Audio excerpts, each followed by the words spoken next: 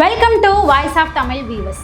தேர்தலுக்கு ரொம்ப கம்மியான நாட்கள் மட்டும்தான் இருக்குது. சொல்லப்போனால் இன்னைக்கு ஏப்ரல் 21ஆம் தேதி, நாளைக்கு ஒரு நாள் மட்டும்தான் இருக்குது. அடுத்த மறுநாள் நாம் வாக்களிக்கக்கூடிய நாள். யாருமே ஓட்டு போடுறதுக்கு மிஸ் பண்ணிடாதீங்க. இது மிக முக்கியமான ஒரு தேர்தல். இந்த 2026 தேர்தல் அப்படின்றது நம்ம தளபதி சொல்ற மாதிரி எப்பவும் வர மாதிரி 5 வருஷத்துக்கு ஒரு முறை வரக்கூடிய தேர்தல் இந்த 2026 தேர்தல் கிடையாது. மாற்றத்தை எதிர்பார்த்து காத்திருக்கக்கூடிய ஒரு தலைமுறைக்கான தேர்தல் தான் இந்த 2026 தேர்தல்.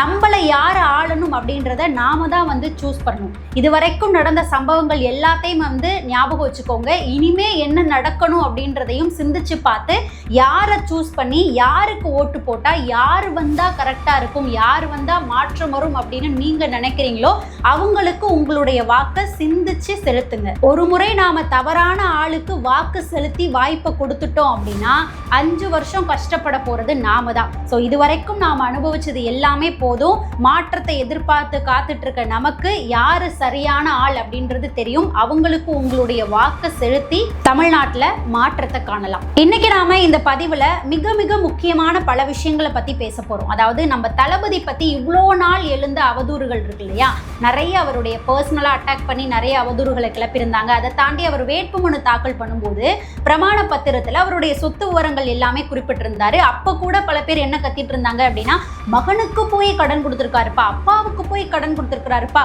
கட்டின பொண்டாட்டிக்கு போயிட்டு கடன் கொடுத்திருக்கிறாருப்பா, அப்படி இப்படின்னு சொல்லி ஒரு சைடு கத்திட்டு இருந்தாங்க. இன்னும் பல அவதூறுகளை தளபதி மேல கிளப்பிக்கிட்டே இருந்தாங்க. என்னதான் தளபதியுடைய தொண்டனாவும் ரசிகனாவும் இருந்து நாம தளபதிக்காக வாய்ஸ் ரைஸ் பண்ணிக்கிட்டே இருந்தாலும் தளபதியோடைய சைட்ல இருந்து, தளபதியை பக்கத்துல இருந்து பாக்குறவங்களுடைய தரப்புல இருந்து எழுந்திருக்கக்கூடிய அவதூறுகளுக்கும் அவரை பத்தி தப்பா பேசிட்டு இருக்கக்கூடிய விஷயங்களுக்கும் யாராவது விளக்கம் கொடுத்தாங்க அப்படின்னா ரொம்ப சாட்டிஸ்ஃபைடா இருக்கும்பா. நமக்கு ஒரு விளக்கம், அதாவது நமக்குன்னு கிடையாது, இந்த மாதிரி அவதூறா பேசிட்டு இருக்காங்க இல்லையா, அவங்களுக்கு பதிலடி கொடுத்த மாதிரி இருக்கும்பா. நம்ம அந்த மாதிரி யாராவது பதில் கொடுத்தாங்கன்னா நமக்கு சாட்டிஸ்ஃபைடா இருக்கும்பா அப்படின்னு சொல்லி தளபதியுடைய தொண்டர்கள் ரசிகர்கள் எல்லாருமே எதிர்பார்த்துக்கிட்டு இருந்தோம். அந்த எதிர்பார்ப்பை பூர்த்தி பண்ற மாதிரி இப்போ ஒரு விஷயம் நடந்திருக்குது. அதாவது இயக்குனராகவும் நடிகராகவும் இருக்கக்கூடிய தளபதியினுடைய அப்பா இருக்கார் இல்லையா, SV சந்திரசேகரன் அவர்கள், அவர் இன்னைக்கு ஒரு இன்டர்வியூ கொடுத்திருக்கிறாரு. அந்த இன்டர்வியூல தளபதி பத்தி அவதூறா பரப்பிட்டு இருக்கக்கூடிய விஷயங்கள், அவரை பத்தி சர்ச்சையா எழுந்திருக்கக்கூடிய விஷயங்கள்னு எல்லாத்துக்குமே பதில் கொடுத்திருக்கிறாரு. தளபதியோடைய பர்சனல் விஷயம் சார்ந்தும், அவரை பத்தி எழுந்திருக்கக்கூடிய அவதூறுகள், இந்த கடன்லாம் சொல்லியிருந்தாங்களே அது சார்ந்தும் பயங்கரமான தரமான பதில தளபதியுடைய தந்தை கொடுத்திருக்கிறாரு. என்னெல்லாம் பேசியிருக்கிறாரு அப்படின்றதான் நாம இந்த வீடியோக்குள்ள பார்க்க போறோம். அதுக்கு முன்னாடி இன்னொரு முக்கியமான ஒரு விஷயம் இருக்கு. நம்ம தளபதி விஜய் அவர்கள் பார்த்தோம் அப்படின்னா எப்பவுமே அவர் ஏறக்கூடிய ஒரு ஸ்டேஜ்லயுமே DMKவுக்கும் TVKவுக்கும் இடையில தான் போட்டி அப்படின்ற ஸ்டேட்மெண்ட் எல்லா இடத்துலையுமே வச்சுக்கிட்டே இருப்பாரு. ஸோ அதே மாதிரி DMKவுக்கு சப்போர்ட்டா பிரச்சாரம் பண்ணக்கூடிய எல்லாருமே, நடிகர்கள்ல இருந்து ஆரம்பிச்சு எல்லாருமே பார்த்தோம் அப்படின்னா விஜய் அவர்களை தான் விமர்சனம் பண்ணிட்டு இருக்காங்க. அதாவது டிவிக்கெல்லாம் எங்களுக்கு ஒரு ஆளே கிடையாதுப்பா, அவங்கள பார்த்தலாம் எங்களுக்கு என்ன பயம், சும்மா அவர் டிவிக்கேக்கும் DMKக்கும் போட்டின்னு சொல்லிட்டு இருக்காரு, நாங்களாம் அவர் போட்டியாவே எடுத்துக்கிறது இல்லை அப்படின்னு DMKவை சேர்ந்த ஆட்கள் பேசிக்கிட்டே இருந்தாலும் DMK தரப்புல இறக்கக்கூடிய ஒரு ஆளுமே விஜயை பத்தி தான் பிரச்சாரம் பண்ணிட்டு இருக்கிறாங்க அப்படின்றத நாம எல்லாருமே பார்த்துட்டு இருக்கிறோம். ஸோ இப்போ பார்த்தோம் அப்படின்னா ஸ்டாலின் அவர்கள் பெரம்பூர் தொகுதியில பிரச்சாரம் பண்ணியிருக்கிறாங்க DMKவுக்கு. அதாவது தளபதி அவர்கள் நிற்கக்கூடிய வேட்பாளராக நிற்கக்கூடிய பெரம்பூர் தொகுதியில அவர் அங்க பிரச்சாரம் பண்ணும்போது ஸ்டாலின் அவர்கள் என்ன பண்ணியிருக்கிறாங்க அப்படின்னா, விஜய் அவர்களை பத்தி மறைமுகமா சில விஷயங்களை பேசியிருக்கிறாரு. டைரக்டா விஜய் அப்படின்னு சொல்லியோ TVK அப்படின்னு சொல்லியோ அவர் பேசல அப்படின்னாலும் அவர் பேசியிருக்கக்கூடிய அந்த டைலாக்ஸ் விஷயங்களை வச்சு தளபதியை தான் பேசியிருக்கிறாரு அப்படின்றத நம்மளால புரிஞ்சுக்க முடியுது. அதாவது ஸ்டாலின் அவர்கள் ஃபர்ஸ்ட் என்ன பேசியிருந்தாங்க அப்படின்னா, DMKல அவர் கொண்டு வந்த திட்டங்கள், மக்களின் கோரிக்கையை அவர் நிறைவேற்றினது, அதாவது அவர் ஃபர்ஸ்ட் மேயரா இருந்து அதுக்கப்புறம் கொஞ்சமா படிப்படியா முன்னேறி இந்த முதல்வரா நான் வந்திருக்கிறேன். ஸோ நான் செஞ்ச திட்டங்கள் என்னென்ன இருக்குது, சாலை பணிகள், மழைநீர் வடிகால் பணிகள், மெட்ரோ திட்டம், மேம்பாலங்கள் கட்டுறதுன்னு இப்படி பல விஷயங்கள் நாங்கள் பண்ணியிருக்கிறோம் அப்படின்னு சொல்லி அவங்க ஆட்சியில் நடந்த விஷயங்கள் எல்லாத்தையுமே மக்கள் முன்னாடி சொல்லியிருந்தாரு. இதெல்லாத்தையும் சொன்னதுக்கு அப்புறம் கடைசியா ஒரு விஷயம் பேசியிருந்தாரு. என்னன்னா, நான் யாரையும் தாக்கியெல்லாம் பேச மாட்டேன், அப்படி தாக்கி பேசுறதுக்கு எனக்கு தெரியவும் தெரியாது, ஆனா ஒரே ஒரு விஷயத்த மட்டும் நான் உங்ககிட்ட கேட்குறேன். என்னன்னா, உங்க கூடயே இருந்து உங்களுடைய ஊழியரா மக்களுக்கு பணியாற்றக்கூடியவங்களா, மக்களோட மக்களா நிற்கக்கூடியவங்களா, உங்களுக்கு ஒரு பிரச்சனைனா உங்களுடைய வீட்டு வாசல்ல வந்து நிற்கக்கூடியவங்களா இருக்கக்கூடிய ஒரு ஆள் உங்களுக்கு எம்எல்ஏவா வேணுமா, இல்ல எங்கிருந்தோ வந்து புதுசா அரசியல் கட்சி ஆரம்பிச்சு நாடகம் ஆடிட்டு இருக்கக்கூடிய ஒருத்தர் வேணுமா அப்படின்றத நீங்களே முடிவு பண்ணிக்கோங்க அப்படின்னு விஜய் அவர்களை வந்துட்டு மறைமுகமா பேசியிருக்கிறார். இவர் பேசியிருக்க இந்த டைலாக்கை வச்சு விஜய் அவர்கள் தான் பேசியிருக்கிறாரு அப்படின்றத நம்மளால புரிஞ்சுக்க முடியுது. ஸோ இப்படி வந்துட்டு மக்கள் கிட்ட கேட்டிருக்கிறாரு. இந்த இடத்துல, அதாவது இதுக்கான பதில வந்துட்டு மக்களே ஏப்ரல் 23 சொல்லுவாங்க, அது ஒரு சைடு இருக்கட்டும். இதை வச்சு நாம என்ன இந்த இடத்துல யோசிக்கணும் அப்படின்னு பார்த்தா, இவர் சொல்லியிருக்கிற மாதிரி உங்க வாசல் வந்து நிற்கக்கூடிய, உங்களுடைய பிரச்சனைகளுக்கு குரல் கொடுக்கக்கூடிய, நீங்க ஒரு கோரிக்கை வச்சிங்க அப்படின்னா உடனடியாக வந்து நிற்கக்கூடிய, எல்லா பிரச்சனைகளும் தீர்த்து வைக்கக்கூடிய ஒரு ஆளா இவ்வளவு நாள் இருந்த எம்எல்ஏக்கள் இருந்தாங்களா அப்படின்னு ஒரு நிமிஷம் நாம கண்ணு மூடி யோசிச்சு பார்க்கணும்.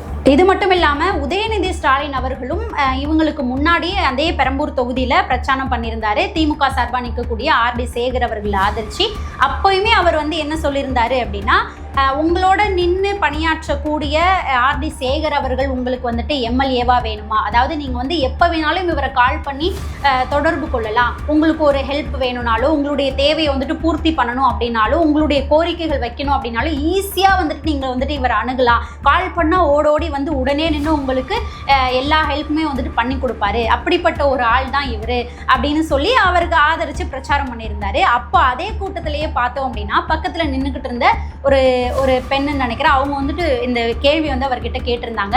இந்த 5 வருஷத்துல எங்களோட தொகுதிக்கு அவர் வந்ததே கிடையாதே அப்படின்னு ஒரு கேள்வி வந்துட்டு அந்த இடத்துலயே எடுத்து வச்சாங்க. ஸோ இவ்வளவு நாட்கள் இருந்தவர்கள் நம்மளுடைய தேவைகளையும் கோரிக்கைகளையும் நிறைவேற்றி வச்சாங்களா, நம்ம கூப்பிட்டோன்னு நம்மளோட மக்களோட வந்து குரல் கொடுத்தாங்களா அப்படின்றத ஓட்டு போடுறதுக்கு முன்னாடி மக்கள் எல்லாரும் யோசிச்சு பார்த்துட்டு தான் அவங்களுடைய வாக்கை யாருக்கு செலுத்தணும் அப்படின்றத முடிவு பண்ணணும். அடுத்ததா பார்த்தோம் அப்படின்னா நம்ம தளபதியோட விஷயத்துக்கு வரலாம். தளபதியோடைய அப்பா SV சந்திரசேகரன் அவர்கள் நிறைய விஷயத்துக்கு வந்துட்டு பதில் கொடுத்துருக்கிறாரு. அதுல முதல்ல அவர் பேசின விஷயம் என்ன அப்படின்னா, தளபதி அரசியல்ல இறங்கணும், அதாவது தன்னை உச்சத்துல உட்கார வச்ச மக்களுக்கு நன்றி கடன் செய்யணும் அப்படின்னு உச்சத்துல இருக்கும் போதே தான் இறங்கி வந்திருக்கிறாரு. மார்க்கெட்லாம் போனதுக்கு அப்புறம் வேற வழி இல்லாமலாம் அரசியலுக்குள்ள இறங்கி வரல. சில பேர் கத்திட்டு இருக்கிறாங்க இல்லையா, அவங்க வந்து தெளிவா புரிஞ்சுக்கோங்க, சரியா? ஸோ தளபதி வந்து அரசியலுக்குள்ளே வரணும் அப்படின்னு முடிவு பண்ணிட்டு இறங்குறதுக்கு முடிவு பண்ணதுக்கு அப்புறம் அவங்க அப்பா அம்மாவை சந்திச்சு வந்துட்டு பேசியிருக்கிறாரு. இந்த மாதிரி நான் அரசியலில் இறங்க போகிறேன், மக்களுக்காக பணி செய்ய போகிறேன் அப்படின்னு அவங்க அப்பா அம்மா கிட்ட வந்துட்டு சொல்லியிருக்கிறாரு. ஸோ ஏற்கனவே விஜய் மக்கள் இயக்கம் அப்படின்ற இயக்கம் மூலமாக மக்கள் பணியை செஞ்சுக்கிட்டு இருந்து 20-25 வருடங்களாக செஞ்சுக்கிட்டு இருந்து அதுக்கப்புறம் தான் அது அரசியல் கட்சியை மாற்றிருக்கிறாரு. நேரடியாக வந்து அரசியலில் ஒன்றும் குதிக்கல. ஸோ முடிவு பண்ணிவிட்டு அவங்க அப்பா அம்மா கிட்ட சொல்லும்போது தளபதியினுடைய அப்பாவுக்கு ஷாக்கிங்காலாம் இல்லை. ஏன் அப்படின்னா நம்மளுமே வந்து பார்த்துட்டு இருக்கோம், தளபதி ஆரம்ப காலத்தில் இருந்தே அரசியல் பார்வை கொண்டவர், சமூக அக்கறை கொண்டவர், மக்கள் மேலே சமூக அக்கறை கொண்டவர் அப்படின்றது நம்ம எல்லாருக்குமே தெரியும். ஸோ தளபதியோட அப்பாவுக்கு ஷாக்கிங்காக இல்லை. ஆனால் ஒரே ஒரு அட்வைஸ் மட்டும் வந்துட்டு கொடுத்துருக்கிறாரு. அவருக்கு தோணுன விஷயத்தை வந்து சொல்லியிருக்கிறாரு. நீ வந்து அரசியலுக்குள்ளே இறங்கணும் அப்படின்னு வந்து முடிவு பண்ணிட்ட, ஆனால் இங்கே இருக்கக்கூடிய டிஎம்கே அவ்வளோ ஈஸியாக உன்னை வந்து உள்ளே இறங்க விட மாட்டாங்க, நீ வரவே கூடாது அப்படின்றதுக்காக எந்த அளவுக்கு வேணாலும் இறங்கி வேலை செய்வாங்க. ஏன்னா இதுவரைக்கும் அவங்கள எதிர்த்து அரசியல் பண்ண வந்தவங்க எல்லாருடைய நிலைமையும் என்ன, எந்த அளவுக்கு இறங்கி டிஎம்கே அவங்களுக்கு தொல்லை கொடுத்தாங்க, கேரக்டர் அசாசினேட் பண்ணுறதுல இருந்து ஸோ எந்த அளவுக்கு இறங்கி வேலை செஞ்சாங்க அப்படின்ற எல்லாத்தையும் லிஸ்ட்டு போட்டு தளபதிக்கு வந்து சொல்லியிருக்கிறாரு. அது மட்டும் இல்லாமல் SV சந்திரசேகரன் அவர்கள் இன்னொரு வார்த்தையும் சொன்னார். ஒருத்தவங்களை கேரக்டர் அசாசினேட், அவங்களுடைய குணாதிசயங்களையே படுகொலை பண்ணுறதுல அவங்க ரொம்ப ரொம்ப கை தேர்ந்தவங்க, அந்த வேலையை ரொம்ப அழகாக பண்ணுவாங்க அப்படின்ற ஒரு வார்த்தையுமே வந்துட்டு சந்திரசேகரன் அவர்கள் சொல்லியிருக்கிறாரு. அதுதான் இப்போ நடந்துட்டுருக்கு அப்படின்றதையுமே அவர் மேற்கோள் காட்டி சொல்லியிருக்கிறாரு. ஸோ இந்த அளவுக்கு இறங்கி உனக்கு தொல்லை கொடுப்பாங்க அப்படின்னும் இதுக்கு முன்னாடி என்னெல்லாம் நடந்தது அப்படின்றதையும் பட்டியலிட்டு தளபதிக்கு வந்து சொல்லியிருக்கிறாரு. அதெல்லாம் கேட்டுட்டு தளபதி ஒரே ஒரு விஷயம் மட்டும்தான் சொல்லியிருக்கிறாரு, என்னவா இருந்தாலும் நான் ஃபேஸ் பண்ணிக்கிறேன் அப்படின்ற ஒரு வார்த்தையை மட்டும்தான் தளபதி சொல்லியிருக்கிறாரு. இப்போ வரைக்கும் தளபதி ஃபேஸ் பண்ணி மக்களுக்காக இந்த நிமிஷம் வரைக்கும் நின்றுட்டு இருக்கிறாரு. இன்னும் தேர்தலுக்கு ஒரு நாள் மட்டும்தான் இருக்குது.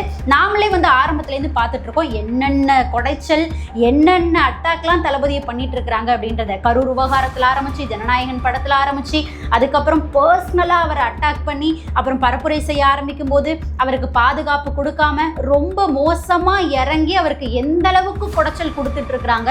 எல்லாத்தையும் ஃபேஸ் பண்ணி தளபதி எப்படி இந்த இடத்துல நிற்கிறாரு அப்படின்றத நாம எல்லாருமே பார்த்துட்டு இருக்கிறோம். ஏற்கனவே தளபதி ஒரு ஸ்டேஜ்லையுமே சொல்லியிருப்பாரு, பர்சனலாக என்ன ரொம்ப அட்டாக் பண்ணுவாங்க அப்படின்றது எனக்கு தெரியும், ஆனால் இந்த கரூர் விவகாரம் மாதிரி மக்கள் மேலே கை வைப்பாங்க அப்படின்னு நான் கொஞ்சம் கூட யோசிக்கலை அப்படின்னு ரொம்பவே மனம் நொந்து போய் பேசியிருந்தாரு. அப்படி எவ்வளவோ குடைச்சல் கொடுத்தாலும் அது எல்லாத்தையும் தாண்டி இப்போ வரைக்கும் மக்களுக்காக தளபதி நின்றுட்டு இருக்காரு. அடுத்ததா இன்னொரு கேள்வி அவர்கிட்ட எடுத்து வச்சிருந்தாங்க இந்த இன்டர்வியூல. தளபதியுடைய அப்பா கிட்ட எஸ்வி சந்திரசேகர் அவர்கள்கிட்ட பர்சனல் விஷயங்கள் நிறைய நடக்குதே, அதாவது விவாகரத்து விஷயத்தை பத்தி மறைமுகமா அப்படி கேட்டிருந்தாங்க. அதுக்கு தளபதியுடைய அப்பாவுமே பதில் கொடுத்திருந்தாரு. என்ன அப்படின்னா, ஆப்போசிட்ல இருக்காங்க இல்லையா, அவங்களால நடந்துட்டு இருக்கக்கூடிய ஒரு விஷயம் தான் இது. அதாவது ஆப்போசிட் கட்சி யாரை சொல்றேன் அப்படின்னு தெரியும், நம்ம தளபதி கூட தீய சக்தி அப்படின்னு சொல்லி நோட் பண்ணியிருப்பாரு. ஸோ அவங்களால நடந்துட்டு இருக்கக்கூடிய ஒரு விஷயம் தான் இது. அதாவது அவங்க 2 பேருக்கும், தளபதி அவர்களுக்கும் அவங்களுடைய மனைவியார் சங்கீதா அவர்களுக்கும் ஏற்கனவே, அதாவது பல வருடங்களுக்கு முன்னாடியே முடிஞ்சு போன ஒரு விஷயம். 2 பேரும் உட்காந்து பேசி சமரசமாகி கையெழுத்து போட்டு ஃபுல் ஸ்டாப் வச்சு முடிஞ்சு போன ஒரு விஷயத்த, பல வருடங்களுக்கு முன்னாடியே முடிஞ்சு போன ஒரு விஷயத்த கமா போட்டு இப்போ தொடங்கி அதுவும் தேர்தல் நெருங்கக்கூடிய சமயத்தில் எடுத்துட்டு ஒரு விஷயமா வச்சிருக்கிறாங்க அப்படின்னா, அப்போ ஆப்போசிட்ல இருக்கிறவங்களுடைய வேலையால் நடந்துட்டு இருக்கக்கூடிய ஒரு விஷயம் தான் இது அப்படின்றத சந்திரசேகரன் அவர்கள் ரொம்ப தெளிவாக இந்த இடத்துல பதிவு பண்ணியிருக்கிறாரு. நிறைய பேர் வாடகை வாயிலாக எடுத்துட்டு என்னென்னமோ பேசி வச்சிருந்தாங்க இல்லையா. ஸோ இப்போவே சந்திரசேகரன் அவர்கள் தெளிவாக இந்த விஷயத்த சொல்லியிருக்கிறாரு. பல வருடங்களுக்கு முன்னாடியே இது ஃபுல் ஸ்டாப் ஆகி 2 பேருமே பேசி சமரசமாகி கையெழுத்து போட்டு முடிச்சு வச்சாங்க இந்த விஷயத்தை அப்படின்றத சந்திரசேகரன் அவர்கள் தெளிவாக பதிவு பண்ணியிருக்காரு. ஸோ இப்போ அரசியலுக்காக அதை அரசியலாக மாற்றி ஆப்போசிட்டில் உள்ளவங்க என்னென்ன வேலை வரைக்கும் பண்ணிட்டு இருக்கிறாங்க அப்படின்றத நாம் எல்லாருமே பார்த்துட்டு தான் இருக்கோம். அடுத்ததாக பார்த்தோம் அப்படின்னா, இன்னொரு கேள்வியும் அவர்கிட்ட கேட்கப்பட்டுச்சு. இந்த கேள்விக்கு அவர் கொடுத்த பதில் அப்படின்றது ரொம்ப தரமான பதிலாக இருந்தது. அதை கேட்டுட்டு அது உண்மையா பொய்யா அப்படின்றத எப்படி சொல்லியிருக்காரு அப்படின்றத நீங்கள் என்ன நினைக்கிறீங்க அப்படின்றத கமெண்ட் செக்ஷனில் பதிவு பண்ணுங்கள். அதாவது என்ன கேள்வி அவர்கிட்ட கேட்டாங்க அப்படின்னா, 1000 கோடியை விட்டுட்டு 5000 கோடியை சம்பாதிக்கிறதுக்காக அரசியலுக்கு வந்துட்டாருப்பா அப்படின்ற மாதிரி சில பேர் பொதுவான விமர்சனத்தை வச்சுட்டு இருக்கிறாங்களே, அதுக்கு உங்களுடைய பதில் என்ன, உங்களுடைய மகனை அப்படி சொல்லும்போது உங்களுடைய பதில் என்னவா இருக்கும் அப்படின்னு அவர்கிட்ட கேட்டாங்க. ஸோ அதுக்கு அவர் என்ன சொல்லியிருந்தாரு அப்படின்னா, இந்த ஒரு விமர்சனம் பொதுவாக மக்களால் வைக்கப்பட்ட விமர்சனம் கிடையாது, சில வாடகை வாய்கள் இருக்காங்க இல்லையா, அவங்களால வைக்கப்பட்ட விமர்சனம் அப்படின்னு அவர் சொல்லியிருந்தாரு. கரெக்டு தான், வாடகை வாய்கள் மூலமாக வைக்கப்பட்ட விமர்சனம் தான் இது, மக்களால் வைக்கப்பட்ட விமர்சனம் கிடையாது. இதுக்கு அவர் என்ன பதில் சொல்லியிருந்தாரு அப்படின்னா, அவங்க என்ன சொல்றாங்க, 1000 விட்டுட்டு 5000 கோடியை எடுக்கிறதுக்காக அரசியலுக்கு வராரா அப்படின்னு கேட்குறாங்க. அப்போ என்ன அர்த்தம், ஆல்ரெடி இருக்கிறவங்க 5000 கோடியை அடிச்சு சொத்து சேர்த்து வச்சிருக்கிறாங்க அப்படின்றத அவங்க வாயாலேயே உண்மையை சொல்லிட்டு இருக்கிறாங்க அப்படின்ற மாதிரி தரமான ஒரு பதிலை கொடுத்துருக்கிறாரு. இது எந்த அளவுக்கு உண்மை, நீங்க என்ன நினைக்கிறீங்க அப்படின்றத கமெண்ட்ல சொல்லுங்க. அடுத்ததா பார்த்தோம் அப்படின்னா, இன்னொரு கேள்வி சோஷியல் மீடியாலேயே சமீப காலமாக பார்த்தோம் அப்படின்னா, தாவேக்காக்கு ஆப்போசிட்டா தளபதி எது பண்ணாலும் ஆப்போசிட்டா ஒரு கும்பல் கத்திட்டு இருப்பாங்க இல்லையா, அந்த கும்பல் இந்த ஒரு கேள்வி எடுத்து வச்சுக்கிட்டே இருந்தாங்க. 8 மணி வரைக்கும் தான் அவங்க தளபதிக்கு பெர்மிஷன் கொடுத்துருக்காங்கல்ல, ஏன் அவர் 6 மணியோடய வீட்டுக்கு கிளம்பி ஓடி போயிடுறாரு, ஏன் நைட்டெல்லாம் அவர் பிரச்சாரம் பண்ண மாட்டாரா, அதாவது இவங்களே ஒரு வேலையை செஞ்சுட்டு அந்த மாதிரி எதுலையாவது மாட்டுவாரா அப்படின்னு எதிர்பார்த்துக்கிட்டே உட்காந்துருப்பாராம். அதுக்கு தளபதி வாய்ப்பு கொடுப்பாங்களாம். ஸோ அந்த மாதிரியே தான் உட்காந்து இவங்கெல்லாம் கேள்வி கேட்டுட்டு இருந்தாங்க.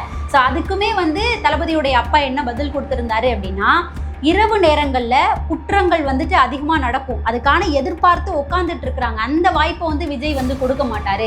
ஏன்னா கரூர் விவகாரத்திலே என்ன நடந்தது அப்படின்றத அவர் பார்த்துட்டாரு, ஒரு பயத்தை ஏற்படுத்தி வச்சிருக்கிறாங்க, அந்த மாதிரி அசம்பாவித சம்பவங்கள் எதுவும் நடக்கக்கூடாது, மக்களுடைய பாதுகாப்பு அப்படின்றது தான் விஜய்க்கு முதல் விஷயமே, அதனால தான் 6 மணிக்கு மேலே பிரச்சாரம் அப்படின்றத அவாய்ட் பண்ணிட்டாரு அப்படின்றத பதிலாக கொடுத்துருக்கிறாரு. அது நமக்குமே தெரியும், தளபதிக்கு மக்களுடைய பாதுகாப்பு பாதுகாப்பு அப்படின்றது தான் முதல் விஷயம் அப்படின்றது நம்ம எல்லாருக்குமே தெரியும். இந்த வாடகை வாய்கள் கத்திட்டு இருக்கிறத நம்ம கண்டுக்கணும்னு அவசியமே இல்லை, அவங்க அப்படிதான் கத்திட்டு இருப்பாங்க.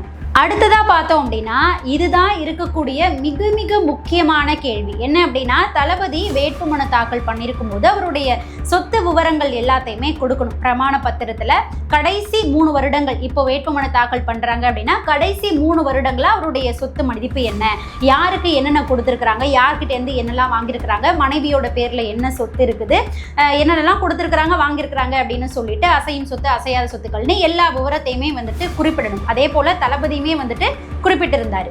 அதில் அப்பாவுக்கு இவ்வளோ கொடுத்துருக்குறேன், அம்மாவுக்கு இவ்வளோ கொடுத்துருக்குறேன், ஒய்ஃபுக்கு இவ்வளோ கொடுத்துருக்குறேன், மகனுக்கு இவ்வளோ கொடுத்துருக்குறேன் நான் சம்பாதிச்சதுலேருந்து அப்படின்னு சொல்லி குடுக்கல் வாங்கல் எது இருந்தாலுமே வந்துட்டு அதில் குறிப்பிடணும். அதுதான் இருக்கக்கூடிய ரூல். அதே போல தான் தளபதியுமே வந்துட்டு யார் யாருக்கு என்னென்னலாம் கொடுத்துருக்கேன் அப்படின்றத வந்து குறிப்பிட்டிருந்தாரு. ஸோ அந்த சமயத்தில் சில வாடகை வாய்கள் இருக்கிறாங்க இல்லையா, தாவைக்காவுக்கு ஆப்போசிட்டாக தளபதிக்கு ஆப்போசிட்டாக என்ன பண்ணாலும் எப்போ பார்த்தாலுமே ஒரு கூட்டம் வந்து கத்திக்கிட்டே இருக்கும். அந்த வாடகை வாய்கள் என்ன பண்ணாங்க அப்படின்னா, இங்கே பாருங்கப்பா, கட்டின பொண்டாட்டிக்கு போயிட்டு இவ்வளோ ரூபாய் கடன் கொடுத்துருக்காரு, மகனுக்கு போயிட்டு இவ்வளோ ரூபாய் கடன் கொடுத்துருக்காரு, சொந்த அப்பாவுக்கு போயிட்டு இவ்வளோ ரூபாய் கடன் கொடுத்துருக்காரு அப்படின்னு சொல்லி அதில் இருக்கிற விஷயத்தை தப்பாக போர்ட்ரேட் பண்ணி பரப்பிக்கிட்டே இருந்தாங்க. இந்த விஷயத்தை சந்திரசேகரன் அவர்கள்கிட்ட கேட்கும்போது அவர் என்ன சொல்லியிருக்கிறாரு அப்படின்னா, அவர் சம்பாதிச்ச காசுல இருந்து அப்பா எனக்கு கொடுத்துருக்கிறாரு, மகனுக்கு கொடுத்துருக்கிறாரு, எல்லாருக்குமே வந்துட்டு கொடுத்தாரு. ஸோ கொடுத்துருக்கேன் அப்படிதான் நோட் பண்ணியிருந்தாரே தவிர கடன் கொடுத்துருக்குறேன், லோன் கொடுத்துருக்குறேன் அப்படின்றத அவர் எங்கேயுமே வந்து நோட் பண்ணலை. சில வாடகை வாய்கள் இருக்கிறாங்க இல்லையா, அவரை வந்துட்டு கேரக்டர் அசாசினேட் பண்ணணும், விஜய்னா குடும்பத்துக்கு ஆப்போசிட் ஆனவர் அப்படின்னா அவரை கேரக்டர் அசாசினேட் பண்ணணும் அப்படின்றதுக்காக இருந்த விஷயத்த தப்பாக போர்ட்ரேட் பண்ணி இந்த மாதிரி பரப்ப ஆரம்பித்தாங்க. ஆனால் அவர் எங்களுக்கு கொடுத்தாரே தான் தவிர அதில் கடன் எந்த இடத்துலையும் அவர் நோட் பண்ணவே இல்லை அப்படின்றத சந்திரசேகரன் அவர்கள் அவ்வளோ தெளிவாக பதிவு பண்ணியிருக்கிறாரு. சில வாடகை வாய்கள் இருக்கிறீங்க இல்லையா, அவங்க எல்லாரும் இந்த விஷயத்தை வந்து நோட் பண்ணிக்கோங்க. அடுத்ததாக பார்த்தோம் அப்படின்னா, சில மெயின் ஸ்ட்ரீம் மீடியாக்கள் எப்பவும் கத்திக்கிட்டு இருக்க வாடகை வாய்கள் இருக்காங்க இல்லையா, அவங்க எல்லாரும் வைக்கக்கூடிய ஒரு கேள்வி தான். இந்த கேள்வியை தான் சந்திரசேகரன் அவர்கள்கிட்டையுமே வந்துட்டு வச்சுருந்தாங்க.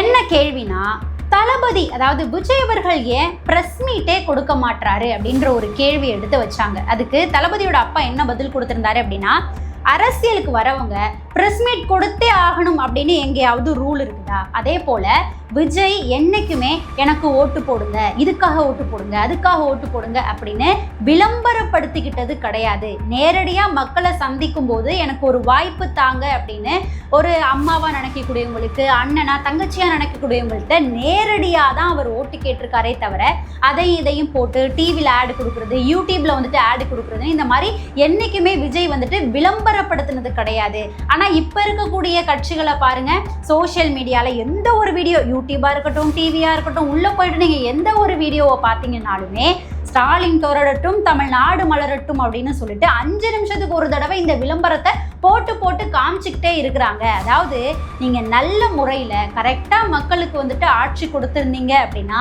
இவ்வளோ விளம்பரப்படுத்துறதுக்கு தேவையே கிடையாதே, மக்களே கண்ணை மூடிக்கிட்டு போயிட்டு உங்களுக்கு ஓட்டு போட்டுருவாங்களே, இதுக்காக இந்த விளம்பரம் அப்படின்ற மாதிரி சந்திரசேகரன் அவர்கள் ரொம்பவே தரமான பதிலடியை வந்துட்டு அந்த இன்டர்வியூலையே கொடுத்துருந்தாரு. ஸோ இதை நீங்களும் மக்களாகிய நீங்களும் இப்படி தான் யோசிக்கிறீங்களா, என்ன யோசிக்கிறீங்க அப்படின்றத கமெண்ட்ல வந்துட்டு பதிவு பண்ணி விடுங்க. அடுத்ததாக பார்த்தோம் அப்படின்னா, கடைசியாக இந்த வேண்டுகோள்களை வச்சு இந்த விஷயங்களை சொல்லி தான் எஸ்பி சந்திரசேகரன் அவர்கள் அந்த இன்டர்வியூவை நிறைவு பண்ணியிருந்தாரு. என்ன சொல்லியிருந்தாரு அப்படின்னா, விஜய் ஜெயிச்சாரு அப்படின்னா அது தனி மனிதனுடைய வெற்றின்றது கிடையாது, ஒட்டுமொத்த தமிழ்நாட்டு மக்களுமே ஜெயிச்சதுக்கான ஈக்குவல் தான் விஜய் அவர்கள் ஜெயிக்கக்கூடியது. மாற்றத்தை எதிர்பார்த்துட்டு இருக்கக்கூடிய ஒருத்தரும் ஜெயிக்கிறதுக்கு சமம் தான் விஜய் அவர்களுடைய வெற்றி அப்படின்றத ரொம்ப தெளிவா பதிவு பண்ணி அந்த இன்டர்வியூ வந்துட்டு நிறைவு பண்ணியிருந்தாரு. கண்டிப்பா மக்களுமே நாளைய தீர்ப்பை ஏப்ரல் 23ஆம் தேதி எழுதுவாங்க. நாம எல்லாருமே வெயிட் பண்ணி பார்க்கலாம். இன்னைக்கு இந்த பதிவுல நாம பேசியிருக்கக்கூடிய விஷயங்கள் சார்ந்து மக்களாகிய உங்களுடைய கருத்து என்னவா இருக்கும், உங்களுடைய ஆதரவு யாருக்கு அப்படின்றத மறக்காம நம்மளுடைய கமெண்ட் செக்ஷன்ல பதிவு பண்ணுங்க. நாம அடுத்த பதிவுல சந்திக்கலாம்.